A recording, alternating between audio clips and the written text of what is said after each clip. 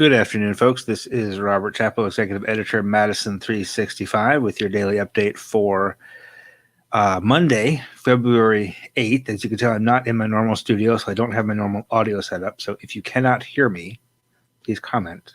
I don't have any indication whether or not the audio is working. So I assume that it is because I tested it before I came in. But here we are.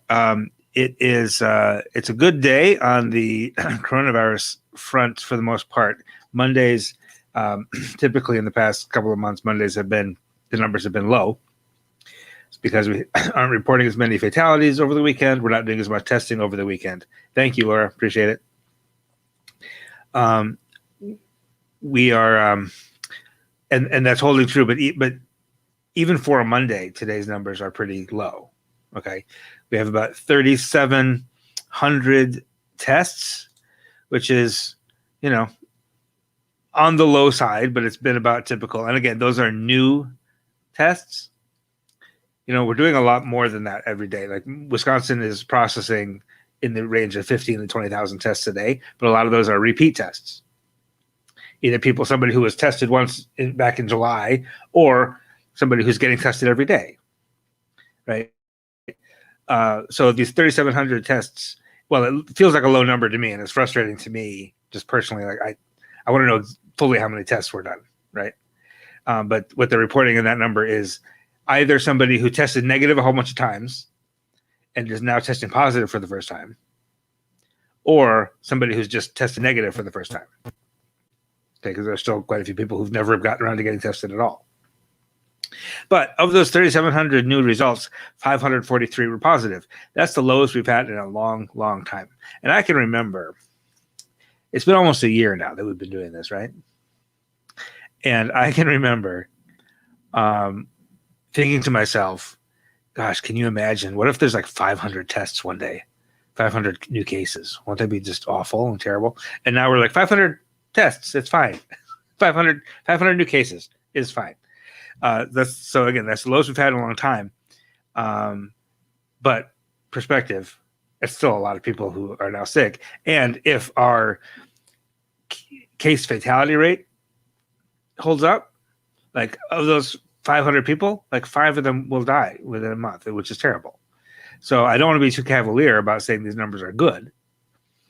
But the fact is that they're better, right? That's what we want to see, is the numbers being better, because we want to keep this continuing to go down to 0, right? So where we're at right now, we're at just over 1,000. No, that's not right. Just under 1,000 new cases every day on average for the past 7 days.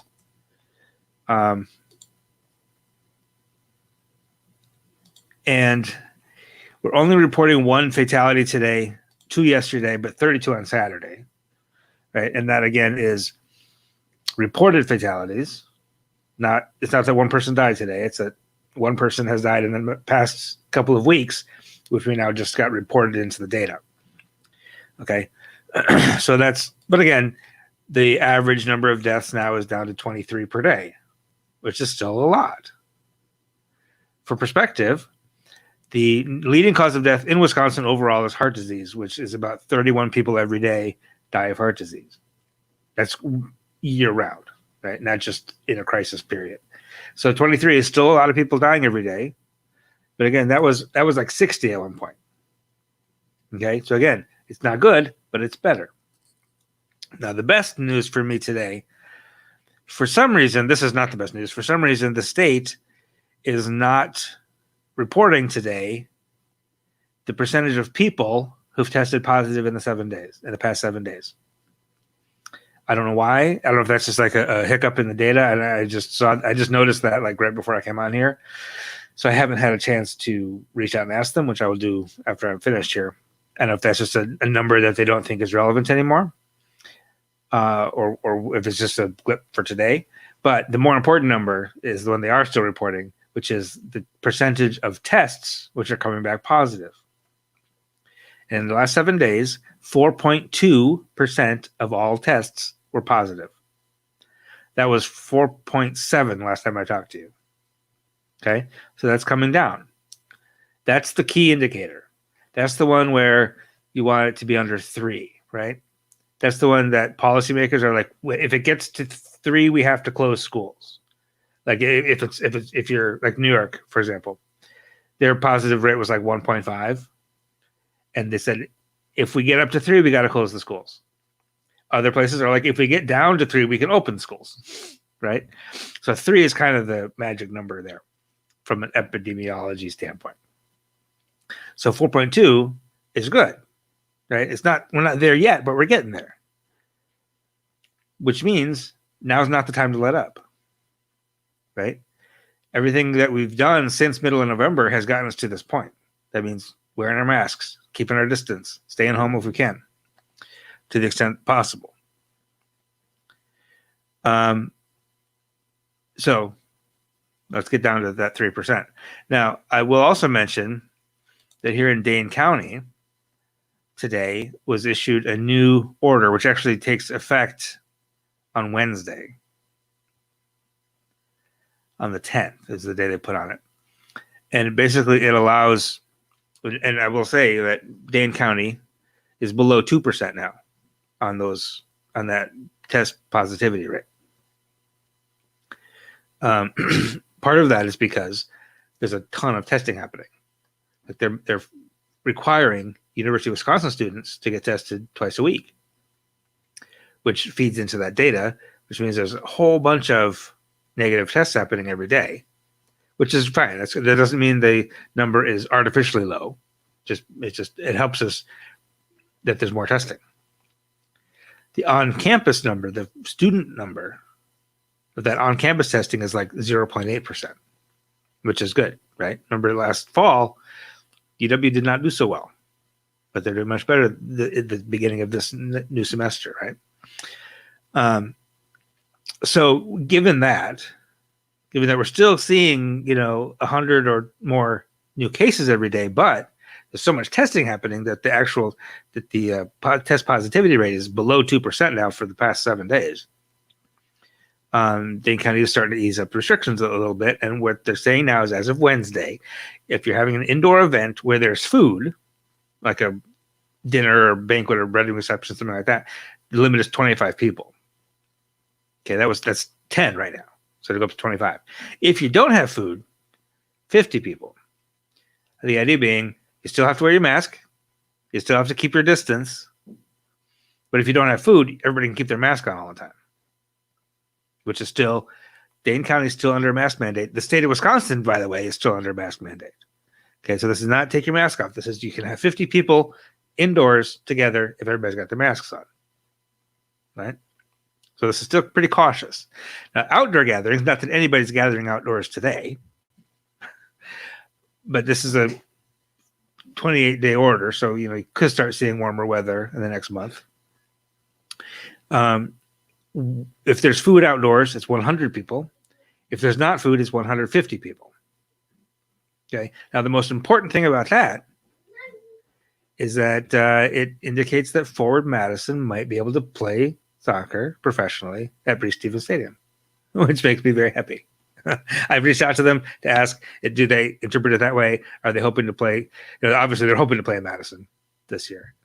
They've said that many times.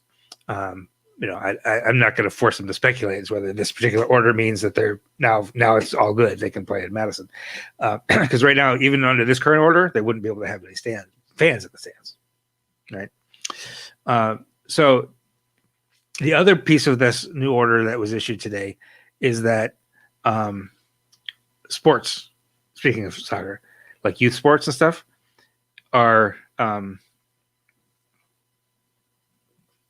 allowed again. Basically, any sports that you can't. Anybody who's playing sports, if you're not actively participating in the sport, if you're like on the sidelines or whatever, you have to keep your 6 feet apart. You have to keep your masks on. Most people have to just have masks on when they're playing, but basically youth sports can start up again come spring. That's a good point, Andrew.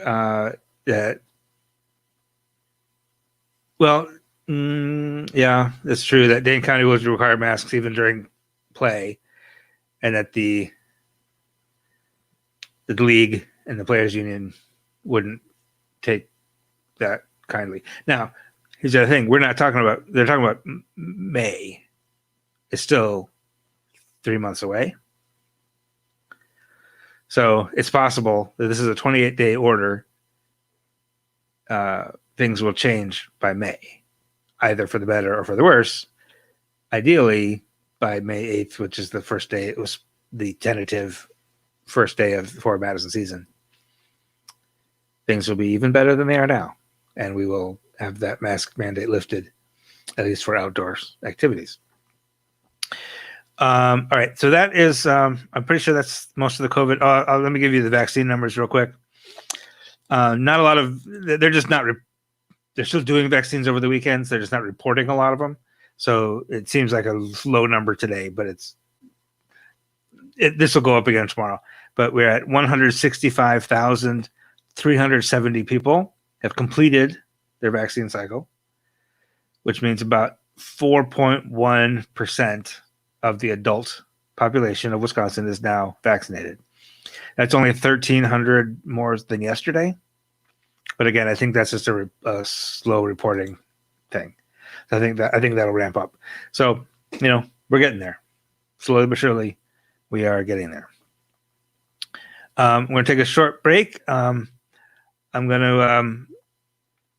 We are proud to be the media partner of Milwaukee Film's Black History Month programming. There's going to be 3. I'll tell you a bit more about this. Actually, before I get to that, let me answer this question. Margie asks, do I know anything about the presence of the virus variants in Wisconsin? The B117 one, which is the UK one, which is, I'm not aware of any instance of the South Africa variant in Wisconsin. The UK variant, which is called that, not because it became a big deal in the United Kingdom. It's not like we're blaming the United Kingdom for it. Okay. That one has been identified in Eau Claire County, but not anywhere else that I'm aware of. So again, that variant, those variants, which are apparently not any more dangerous to the individual, but are more contagious. The presence of those variants is why we got to keep doing what we're doing. Right. That you can't start thinking like everything's fine now because we're at 4.2%, right? We're at 4.2% under the current circumstances. If those other variants start to catch hold, that number could go up very quickly. Things could get bad in a hurry, as we saw last fall. So there's not a lot of prevalence right now. I know Florida's having a hard time with some of those variants right now, and we aren't yet. So, keep doing what you're doing. Is there an order due to expire on the 11th? 11th of February? I'm not aware of any order that's meant to expire on the 11th. There might be a state order that was supposed to expire on the 11th, but there's now a new state order, which won't expire until March 20th. So sorry, sir. I could maybe Google that quick during the break, but I don't think there's anything set to expire on the 11th at this moment in time.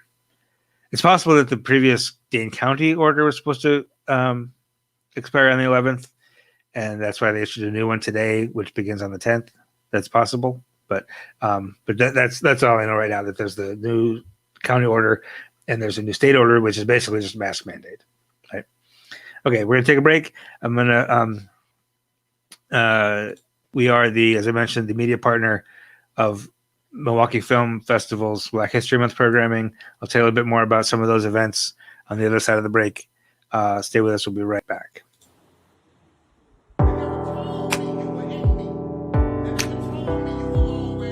A year ago, our world changed. Yet so many things remain the same. We still drink our coffee black, because that's how we like it. G hasn't moved his shop, and Alice's garden still grows, even in the cold. We still paint murals that celebrate our culture, and honor our community. Sherman Phoenix is still standing, and Black Lens is still showing movies. Only now they're on your TV. A year ago, our world changed, yet so many things remain the same. We still go to work, school, and raise our kids one day at a time. We laugh, love, and live, all in the same breath, and fight the good fight, even when we have no fight left in us. It's who we are, it's where we come from, and it's what we do. We are survivors, overcomers. We are Milwaukee.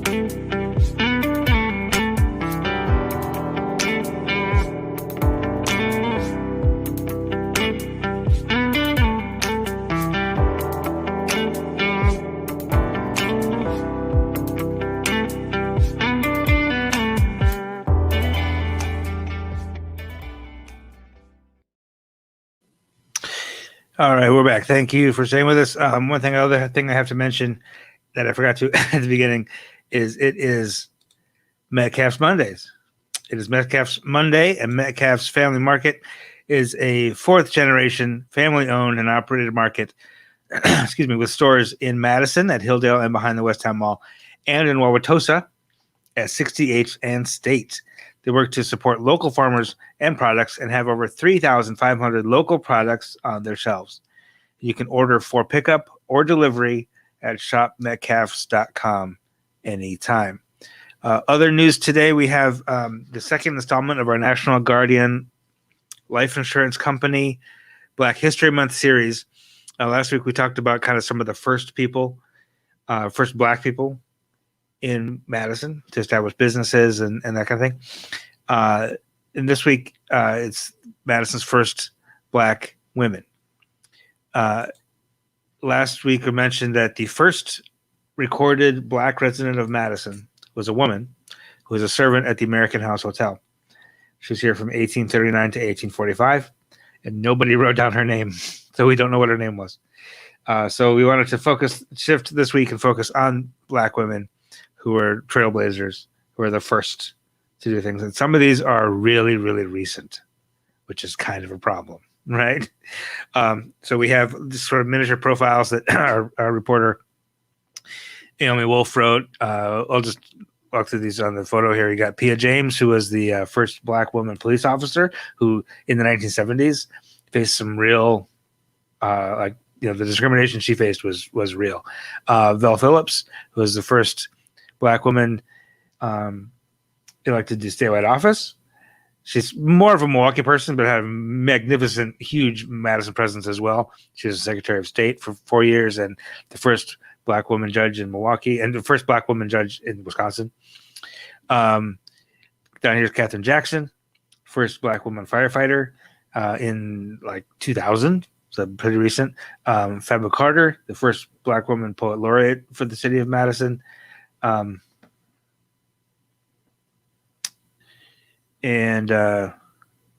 right. I'm sorry. This is absolutely correct. I have to be corrected. It's Pia Kinney James. Sorry about that. You're right. Absolutely right.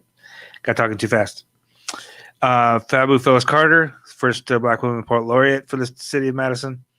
Barbara Nichols, who was the first Black president of the Wisconsin Nurses Association in 1975.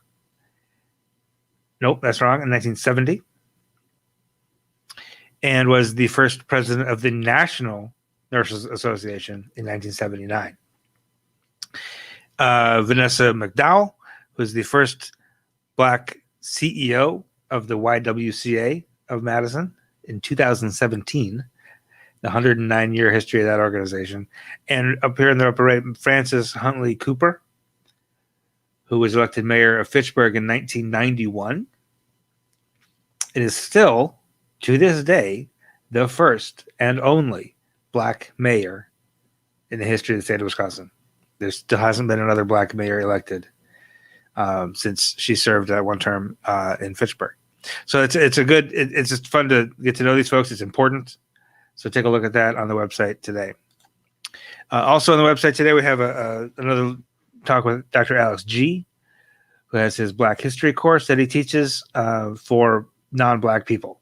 If you're white and you want to know what's going on and understand systemic racism, you have to learn Black history. And he's got his course is online now, has 1,600 people in it, but in the next cohort will start later in the spring. So you can go there and learn about that and get yourself signed up if you want to for the next round. Other sporting news this week, Aaron Rodgers was named MVP for the third time, but also Charles Woodson was elected to the Pro Football Hall of Fame on the first ballot, the first year of eligibility. He played for the Raiders. He was drafted by the Raiders, but he played for the Packers from 2006 to 2012. So that was exciting. And then this is an update on this story from Sun Prairie. We'll probably have more update on this tomorrow. You might remember this. These sixth grade students were asked to speculate how they would punish a slave. Obviously a problem, especially on the first day of Black History Month. A group of community folks wrote to the school with a series of sort of demands, demanding that the person who oversees equity efforts in the school district be fired, and that a new commitment to equity be made, like a full-time equity person, an equity department be established, that kind of thing. The school district has responded and said they were not going to fire that person. That this particular that person has developed who's white, by the way. The person who's running their equity and inclusion is white.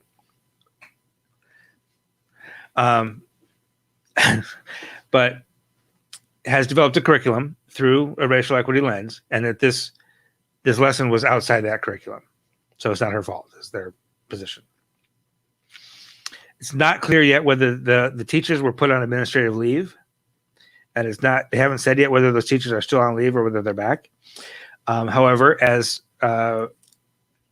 Rajette points out, and I hope I'm saying your name right, Rajette, Sun Prairie School Board meeting tonight at 6:00. I'm going to try to watch that meeting and see what happens, if anything.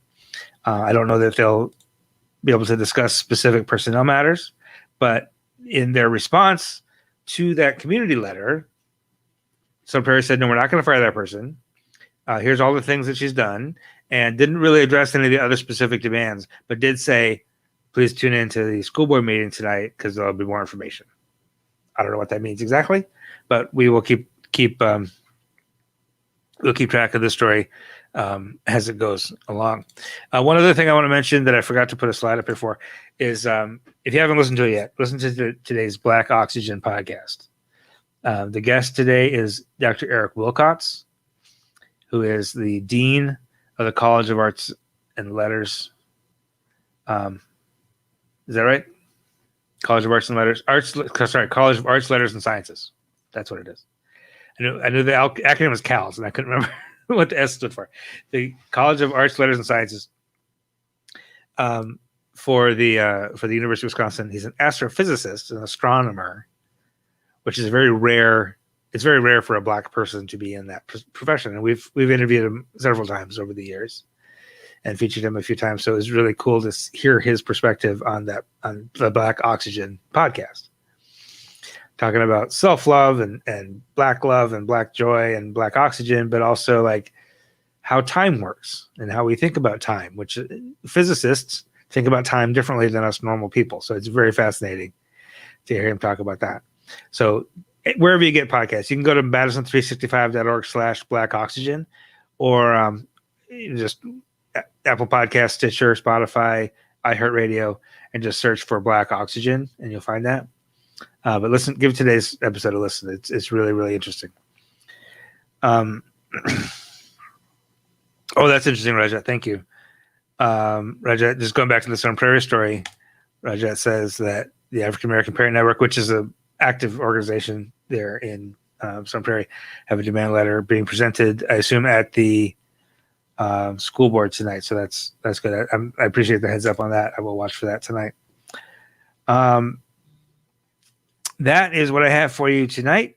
Today. It's almost nighttime. I appreciate your attention and staying with us. One other thing I want to mention. I played you that video from the Black History Month celebration for Milwaukee Film, as their media partner. They're having 3 panel discussions this week on Black, Love, and Joy. And we're going to host them all on our Facebook page. And it starts tonight. I'm going to see if I can find this here. Tonight at 7 o'clock is the first one. It is the politics of pleasure politics, desire, agency, and Black women's engagements with pleasure. This is Dr. Joan Morgan, PhD, will lead this conversation. That's tonight at 7. Tomorrow, Wednesday night, it's Girl Dads, Defining Tender Masculinity at 6 p.m. And then on Thursday, 6 p.m. is a live Black Oxygen podcast conversation, which Angela Russell will host with Winter Dunn, a filmmaker, Sabrina Madison, founder of the Progress Center for Black Women, Wisconsin Poet Laureate Dasha Kelly, professional makeup artist Crystal Hardy, and Gita Stevens, who's a nonprofit executive and marketing strategist. So that'll be really a fabulous conversation. So I'll drop a link in the comments to that, and you can just watch our Facebook page to catch any of those live events streaming from Milwaukee Film Festival. Okay. All right. For real. That is all I have for you for today. Again, I appreciate your attention. Have a wonderful evening, and we will see you again tomorrow. This is 365 Media.